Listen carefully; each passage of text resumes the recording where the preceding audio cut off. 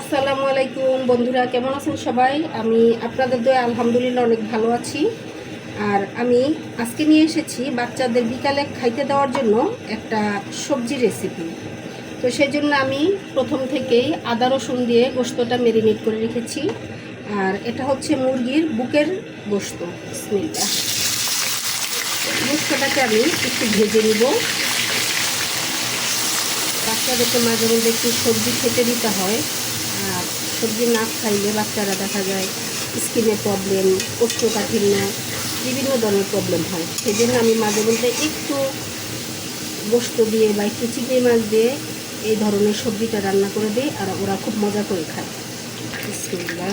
আমি এখানে দিয়ে দিব আর কয়েকটা বাদাম, আর দিয়ে দিচ্ছি কয়েকটা দেশি বাদাম, কিশমিশ। ওদের পুষ্টির কথা চিন্তা করে অনেক কিছুই আমাদের মায়েদের করতে হয়। এখন বাদামটা ভেজে আমি একটু গুঁড়া করে দিব। তারা ইচ্ছা করলে এখানে ঘিও ব্যবহার করতে পারেন, কিন্তু আমি এখানে রান্নার সাধারণ যে তেলটা সয়াবিন তেল আমি সেইটাই ব্যবহার করেছি।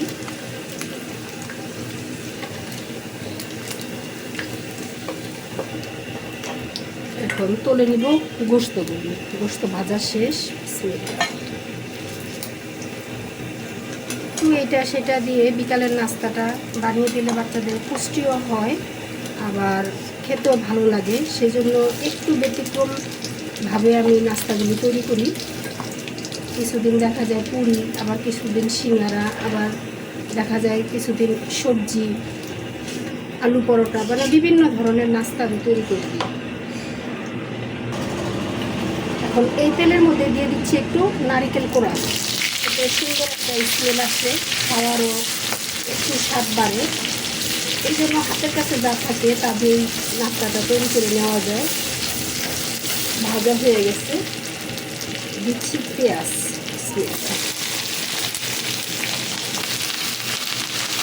এই ভাজাটার কারণে নারিকেল থেকে একটা সুন্দর ঘ্রাণ আসে। সামান্য একটু আদা রসুন।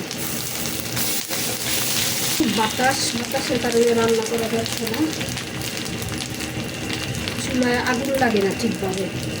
এখন দিয়ে দিচ্ছি, এখানে আছে পেঁপে, মিষ্টি কুমড়া, লাউ, যা ছিল তাই দিয়ে আমি রান্নাটা সেরে নিচ্ছি। বিসমিল্লাহ।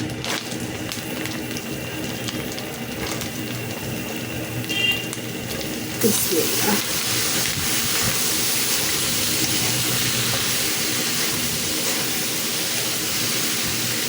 আমি কোনো মরিচ দিব না, কারণ চিলি সস আছে, ওরা এই চিলি সস দিয়ে এটা খেয়ে দেবে।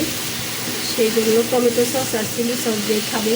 এই জন্য আমি কোনো এক্সট্রা মরিচ আর দিব না। এতে দেখা যায় বাচ্চাদের বেশি মরিচ খেলে সমস্যা হয়।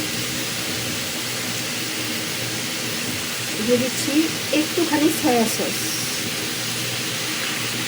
মতো একটু লবণ।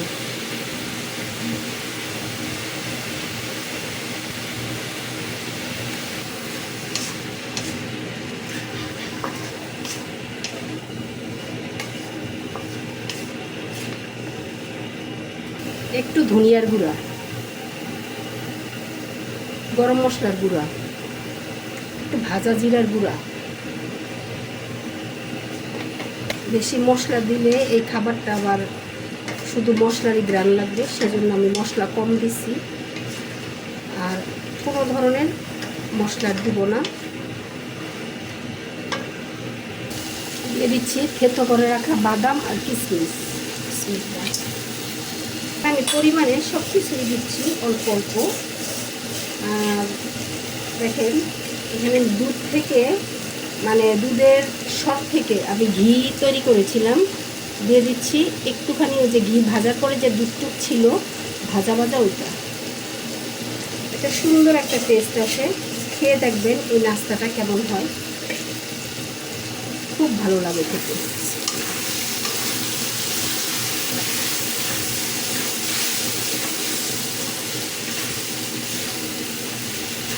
এটার সাথে একটু সস, টমেটো সস, একটু চিলি সস দিয়ে খেলে অনেক ভালো লাগে খেতে। আমার কাছে ভালো লাগে, এখন কার কাছে কেমন লাগে তা তো জানি না। একটা নতুন নাস্তাও হয়ে যাবে, আবার বাচ্চাদের সবজিও খাওয়ানো হয়ে যাবে। তো এটা কি বেটার না?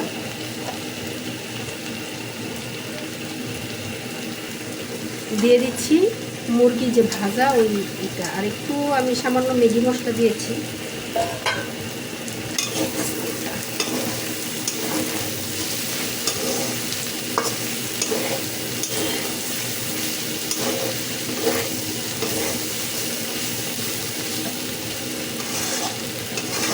আইডিয়াটা কেমন ছিল সবাই জানাবেন, আর অবশ্যই একদিন তৈরি করে খাবেন, দেখবেন কেমন হয়।